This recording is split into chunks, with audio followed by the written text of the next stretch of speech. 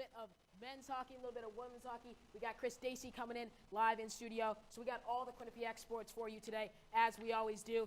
Hello, everyone, and welcome to Studio 125. It's 9:30 Eastern, and you know what that means. Sports Paws is on the air. I'm MJ Baird. And I'm Bryan Schwartz. MJ, we have a jam-packed show tonight, so let's get right to it, starting with women's volleyball.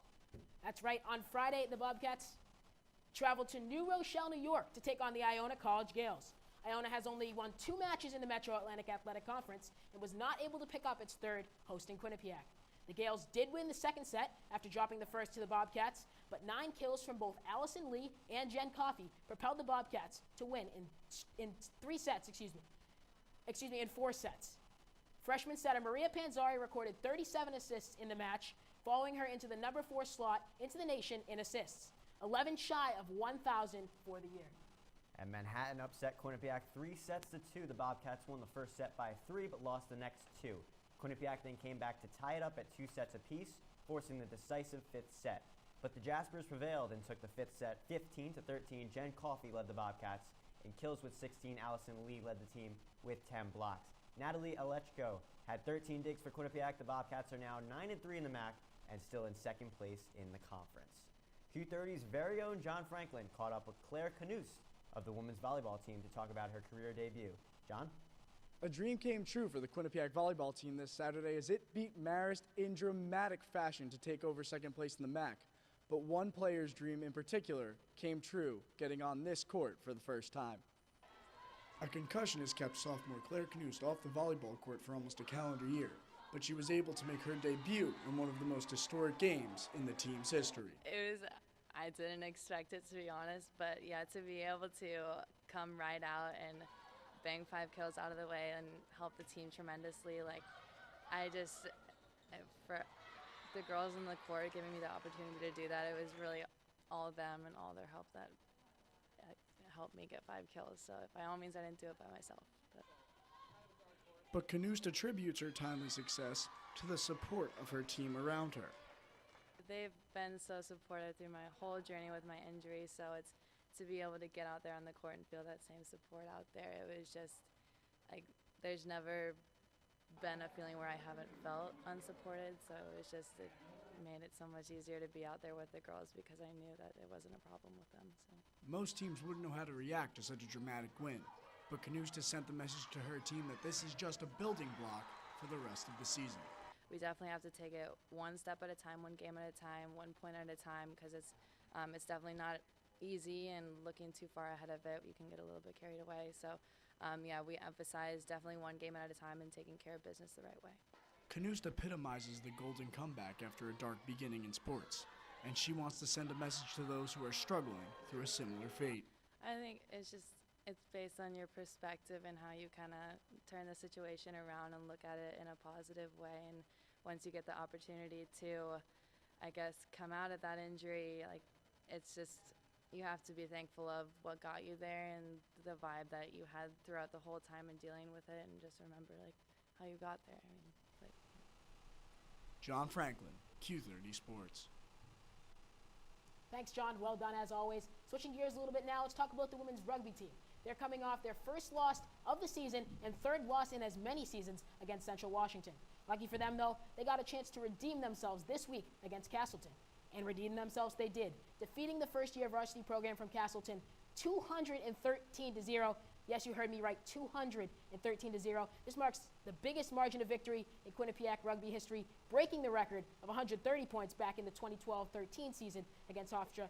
Bryan, 213 points. That's an area code, MJ. As a matter of fact, it is. It's that Los Angeles, California area code. Shout out to Shannon McHarrison, one of our own from Q30, studying abroad over there. But anyway, back to the show.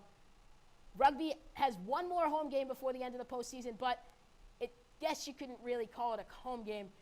This game is going to be played down the road at Southington High School, and it's actually going to be their senior night. If you think about it, it's kind of tough for a team to have their senior night when it's not actually at home, but Bryan, that will be the case for the Bobcats. Yes, it will.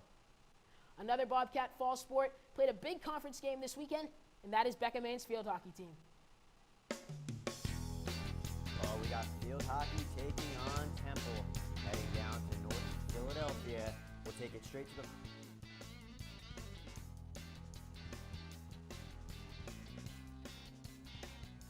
scores. It's 1-0 Quinnipiac.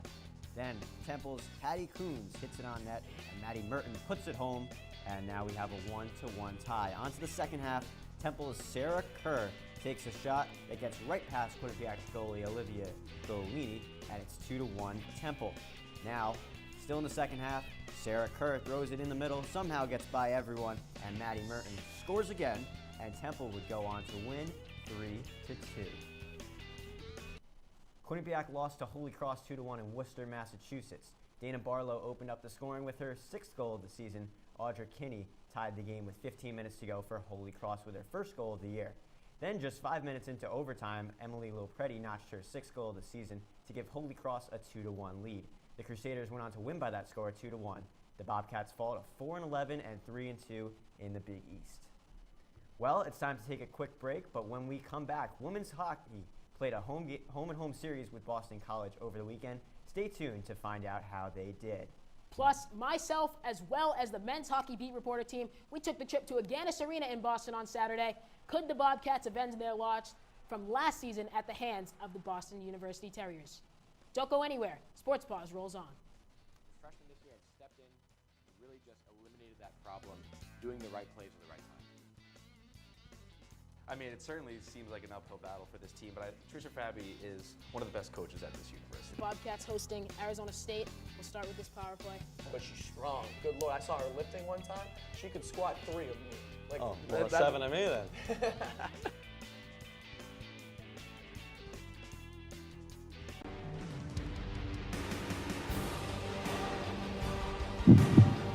Good evening and welcome to Sports Paws. In the end, we're here to win a championship this year. Jess Fontana has that. She's going to take a ripper off the post, but she's going to come back. And my number one, hold your applause, Bobcats fans, is Quinnipiac. All right, Victoria, you know what time it is. It's top 5 plays of the week. My favorite time.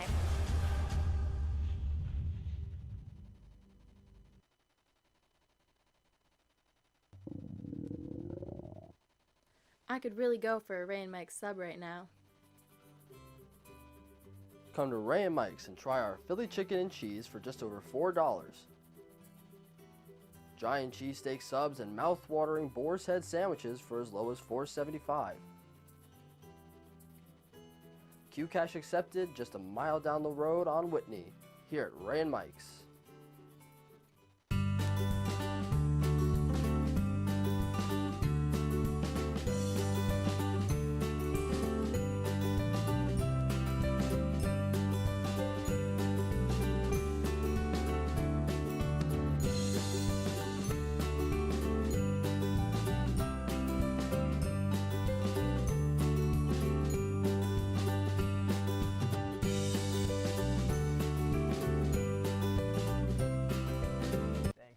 With us here on Sports Paws. On Saturday night, Cassandra Turner's squad traveled to Boston College.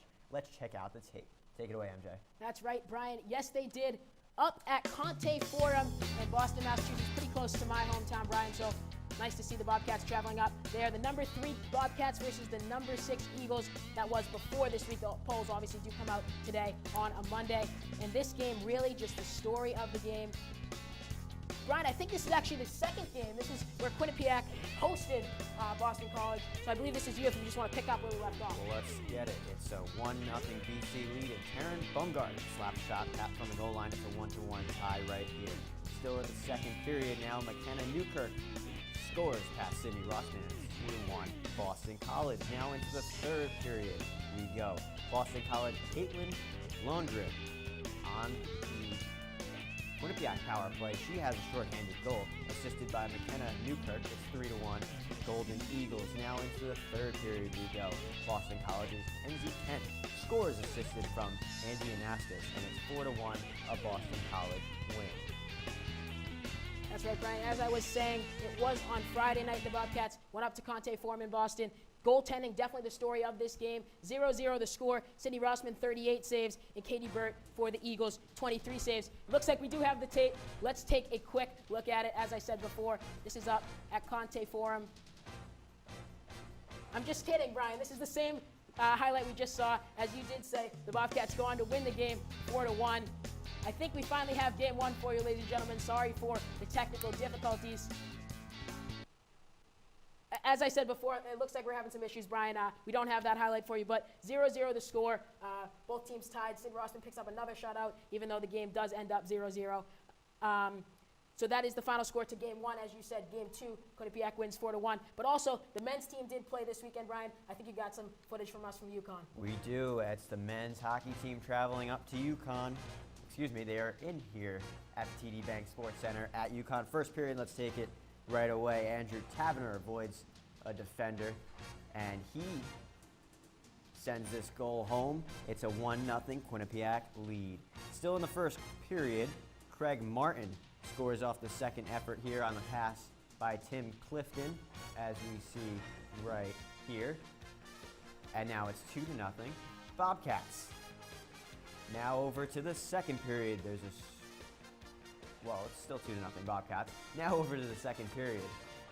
We have a scrum in front of the net with the puck loose, but UConn's Spencer Noss on the power play finds a way to put it in. How does that puck get through, Brian? I can't explain it. I don't know, but that cuts the lead to 2-1 Quinnipiac. Still in the second period, UConn's pass is stolen by Quinnipiac, shot saved, and the rebound taken by Thomas Aldworth to score, and it's 3-1 Bobcats.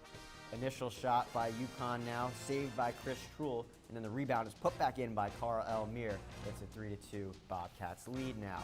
Still in the second, it's Brogan Rafferty. So he gets the pass, skates in, gets it past the goalkeeper for UConn. Now 4-2 Quinnipiac. Second period, Connor Clifton fires this one top shelf on the power play. Proves to be enough for Quinnipiac in the end as they take care of UConn. Brian, I think we're going to see a couple more clips from that game later on in this show. So if you like those clips, be sure to stick around and see some more. Yes. That is right. And after that game, Q30's own Victoria Ritigliano, she has a little bit of a highlight for you. We'll let you take it from here. There was an uncommon hush in the rink when Quinnipiac defenseman Chase Prisky went down early in the first period of the Quinnipiac men's ice hockey game Wednesday versus UConn. After being nailed headfirst into the boards by UConn's Maxim Letinov, Prisky did not come back into the game. Head coach Duran Pecknold said this loss early on made the team a little shaky moving forward. We were scrambling a little bit, so we had to just figure it out, and obviously he's on our power play and our penalty. He does so many things for us, so we just juggled a little bit. Quinnipiac was still able to find the back of the net despite losing the top defensive point provider early on. 5 different players scored for the Bobcats in Quinnipiac's 5-2 win over UConn, and 12 different players registered points, including first goals of the year for both defensemen Brogan Rafferty and Connor Clifton. Pecknold said this depth is crucial for coming out on the winning end this season. That's how we're going to have to win this year. We got to find a way to score goals in a lot of different ways, and I thought we did that. And kind of similar to last year's team. We certainly maybe don't have quite as much firepower, but we got good players, and I thought we really played to our identity tonight and got rewarded for that. With 43 shots on net throughout the game, Pecknold said the team played a more mindful game than it has to start the season. I thought we were more honest tonight. I think the first 4 games we lacked a little bit of honesty at times. Not all the time, but I just think we just expected things to go our way and expected good bounces to happen, and that's not how life works. You need to work and compete and make sacrifices, and if you do that, you will get luck, you will get puck luck, you will get good bounces. With the starting goaltending spot still up in the air for the Bobcats, Chris Truhl played like he had something to prove, stopping 29 of UConn's 31 shots throughout the game. Despite not knowing who's going to be starting in net each game for the Bobcats, Chris Truhl said there really isn't a pressure to perform. Anytime we get to come back and play at home, it's more just fun to play hockey. I mean, the guys won Saturday, so we're just trying to keep the roll going. That was all it really was. These saves included 2 shorthanded breakaway attempts from the Huskies and diving save after seemingly endless save. Truhl said while there isn't necessarily pressure on him in the game, there is some in the days leading up to it. There's pressure that up until the last day, I don't know whether I'm going to play, so it keeps me going. It just kind of keeps me to keep my head down and make whatever saves I can in practice so I can be ready for the game. After the game, the 2 teams came together at center ice to honor the late Bruce Marshall, the former coach of the Huskies. Quinnipiac will travel to Boston on Saturday to take on Boston University, with or without Prisky in its starting lineup. This is Victoria Ritigliano, Q30 Sports. Thank you, Victoria. Also, too, if our viewers want to catch anything more about either men's hockey team or either men's or women's hockey team or anything else Quinnipiac Sports, check out our website at q30television.com. Brian, so we just saw the men's ice hockey team in a weekday game. That weekend, though, they did go up to Boston University. I went to the game. Let's check out the tape of that. up at Agganis Arena, up again in Boston, where I am close to from. I was at this game along with the rest of the Q30 men's ice hockey beat reporters. Fans before this game going absolutely nuts. We'll show you that in just a moment, Brian. The atmosphere was electric inside of this rink. This man right here, the BU fans call him Sasquatch, takes off his shirt and goes in the BU fan section. He loves it. He is just a diehard Boston University fan. Here's the action, though. Jordan Greenway between the legs to JFK. Jacob Forsbacka Carlson gives it back to Greenway. Little dipsy-do in the high slot. He puts it back in the goal. 1-0 Boston University. We'll head to the second now. A 2-on-1 for BU. Patrick Harper over to Bobo Carpenter. Low hard far post, as they like to call it. He knocks the net off its moorings, but the goal does count. Still 2-0 Boston University. And take a look at this play. Empty net for the Bobcats. Connor Clifton, though, taken down.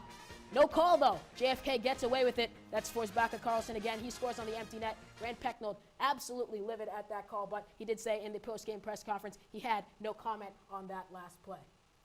Also, we do have a little bit of an update on the men's ice hockey USCHO polls, Brian. The Quinnipiac men come in at number 6 this week. That is dropping 2 spots from number 4 last week. North Dakota gets all 50 first-place votes. They take the number 1 spot, followed by Minnesota Duluth at 2, Denver at 3. The Terriers, the team the Bobcats just played, they come in at 4. UMass Lowell rounding out the top 5, and as I said before, the Bobcats at number 6. Our fall sports aren't over yet, though. When we return, women's soccer analyst Chris Stacey is on the way to discuss the team's recent loss to Siena and its tournament chances. And of course, it's our favorite time of the show, the top 5 plays presented by B&D Deli. Don't move a muscle. Sports Paws will be right back.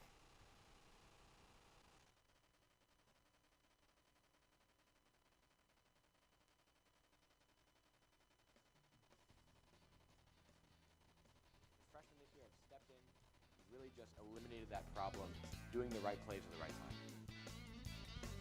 I mean, it certainly seems like an uphill battle for this team, but Tricia Fabi is one of the best coaches at this university. The Bobcats hosting Arizona State.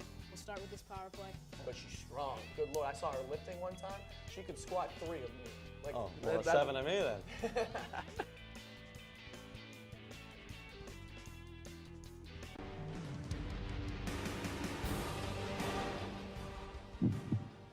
Good evening and welcome to Sports Paws. In the end, we're here to win the championship this year.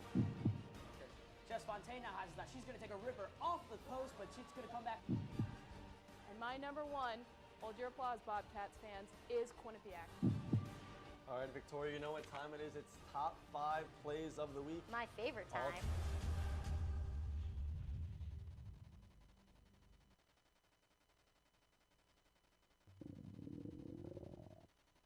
I could really go for a Ray and Mike sub right now. Come to Ray and Mike's and try our Philly chicken and cheese for just over $4. Giant cheesesteak subs and mouth-watering boar's head sandwiches for as low as $4.75. Q-Cash accepted just a mile down the road on Whitney, here at Ray and Mike's.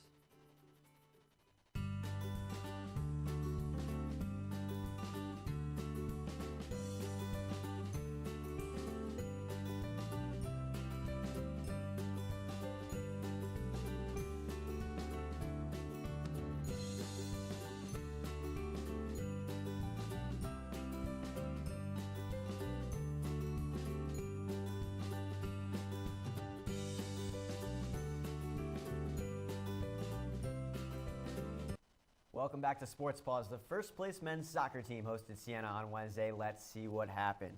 We'll take you right out to the highlights now. It's men's soccer against second place Siena. Their first game without captain James Doig for Quinnipiac. A big loss for them. Quinnipiac, we saw in this game.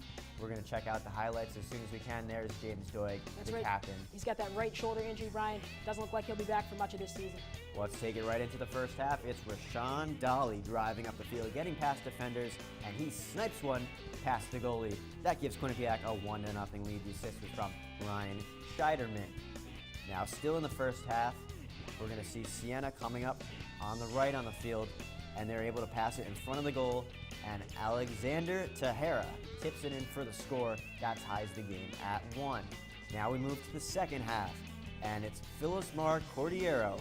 He gets hit. That draws the PK. Quinnipiac will go up 2-1. Still in the second half, it's Eamon Whalen, the freshman sensation, and he connects on his second PK of the day. His 10th goal of the season gives Quinnipiac a 3-1 lead, and Quinnipiac would hold on to win by that score, though things got a little bit chippy at the end. They won 3-2 and retained first place in the MAC.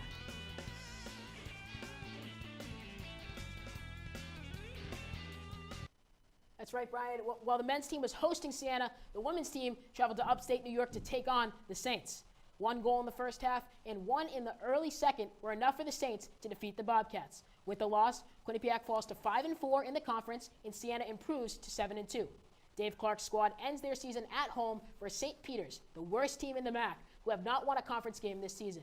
The Bobcats have a playoff spot locked up, but will find the 4, 5, or 6 seed, depending on results across the league. The number 4 seed earns a home field advantage in the first round. Fortunately for the Bobcats, Quinnipiac boasts a 7-0 record at home this season, the only team in the MAC to do so this year. Well, Brian, I think it's just about that time, what most people have been waiting for. We got our women's soccer analyst, Chris Stacy, in studio. Chris, thanks for joining us. Thanks for having me. So, Chris, we'll just jump right to the meat and bones, if you will, of this women's soccer team. So, they've been struggling a little bit at the end of games, and we've seen that throughout as a recurring trend throughout the year. Do you think that this is on the players, is this on the coach, or is there a mixture of both? What do you think? I'm going to have to say it's a mixture of both, MJ. Listen, I was at the Iona game, another game that they struggled at.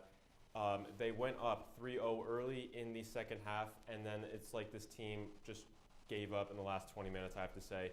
They did put in subs to get their starters some rest. The starters cannot play 90 minutes, and the subs just weren't coming in, weren't giving an energy spark off the bench. They weren't getting the same amount of, or the same level of play as the starters, And I also got to put that on Coach Dave Clark. He's got to be smarter than that. I mean, he has to have his players ready to go in at a crucial game. Like, every MAC game is a crucial game. And if you don't have your players ready, especially your subs, that's just it's not going to prove good for you going forward, especially in the MAC tournament. And Chris, what does this team need to do to start to finish out games better? Well, obviously, this team has to play 2 full halves of soccer. Obviously, their starters have been pretty solid. You have Nadia Gill, Jess Fontaine. They've been great on the offensive side of the ball. Nadia Gill creating great opportunities with her speed. She's been creating great opportunities with her speed, and that she cannot be doing that the entire game. She can't be playing the whole entire minutes. She tires out after these chances and everything, these runs she has. So she's gonna need some subs to break to give her a break for these subs. And these subs that have been coming in just haven't been getting the job done. They haven't been playing up to the level of Nadia Gill, or even better. They just have been, I would have to say, disappointment so far going towards the end of the season, going into MAC play, the MAC tournament. Well, Chris, you just talked about how these starters are playing so well, but not so much on the subs. So how far can this team really go in the postseason if their subs aren't going to be playing up to par? Well, it really all depends on this last game I see. They're playing St. Peter's. They have not won a game in the conference. Like you said, I see them winning this game, definitely. And I see them winning this game, definitely. So they will stay in the 5th seed if, to me. Everyone else, Marist also has to play Niagara, bottom of the conference, so they will stay. I think that Marist will stay 4th, Quinnipiac will stay 5th, so that means Quinnipiac will have to travel to Marist, I feel like. And let me tell you, Quinnipiac 2-6-1 on the road, that's not going to get it done, especially in MAC tournament time. It's playoff time. Both teams are going to be stepping it up. Marist is going to step up. Quinnipiac did beat Marist in their home game, but like I said, they're going on the road. It's playoff time. Marist is going to step up. I just don't think Quinnipiac, with the sub play right now, can step up. Thank you, Chris, for that fantastic insight. Now we're going to take it to the men's tennis team, who played in their ITA Northeast Regional Saturday at the University of Pennsylvania. Kei Azaka and Freddie Zaretsky were still alive in the tournament, looking to advance to the 3rd round. Zaretsky lost to Columbia's Adam Abrovsky in 3 sets. Azaka advanced to the 4th round because of an injury to his opponent, but lost to Hao Shung Koi of Buffalo in 2 sets. The tennis team wraps up their season against Bryan next Sunday. Rachel Horton of the Quinnipiac women's tennis team faced Jessica Livaneau of St. John's in her 2nd round match at the ITA Northeastern Regional at Yale on Saturday. Horton lost the match in 2 sets. The Bobcats will have 3 months off before beginning their off-season play January 28th against UMass.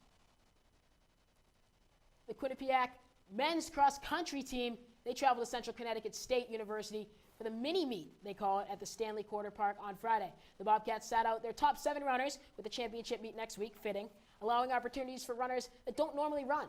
Senior Kyle Liang led all Bobcats, finishing 44th out of 117 runners.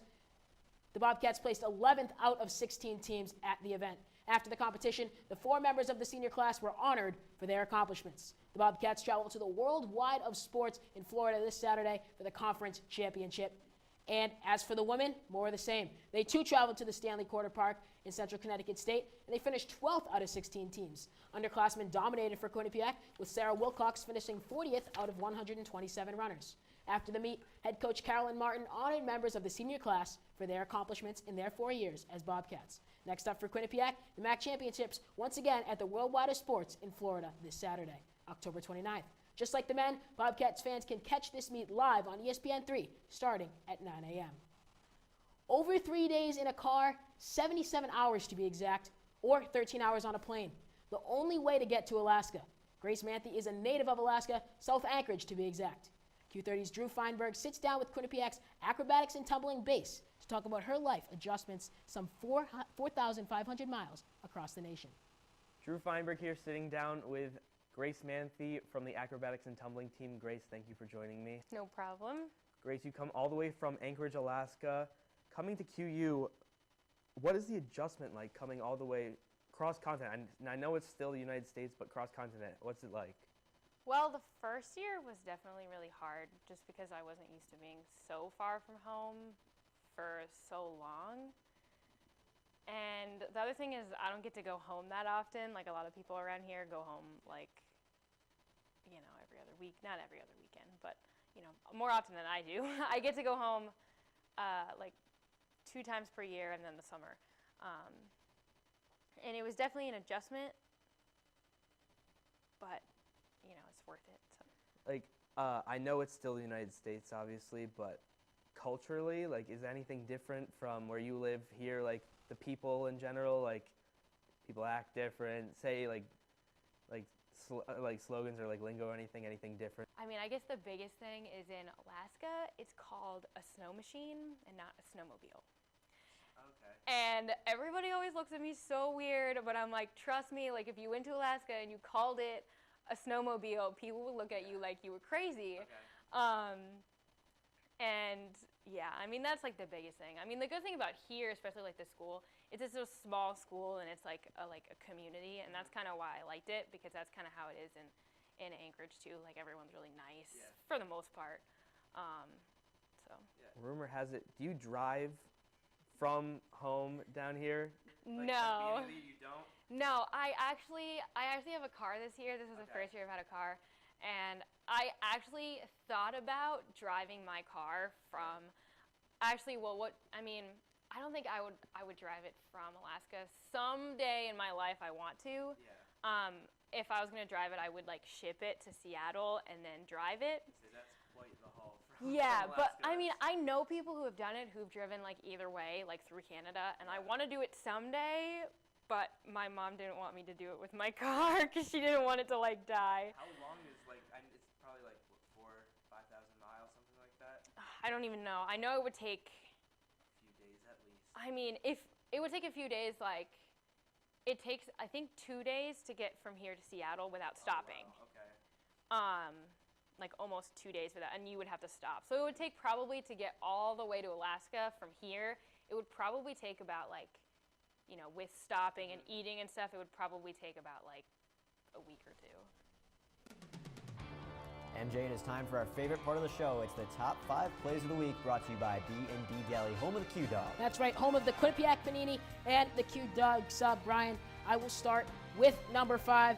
We've seen this play once before. Boston College's Tony Ann Miano. She scores from her knees, or almost from her knees. She celebrates on her knees. BC goes on to beat Quinnipiac 4-1.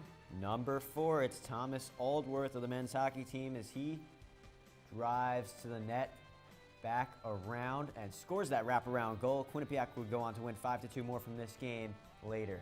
We'll take it to play number 3 now. We've seen this one, Rashawn Dolly. A lot of power from this kid coming down the left side. He uses that right foot, though, and goes top right corner of the net. Quinnipiac beats Siena 3-2.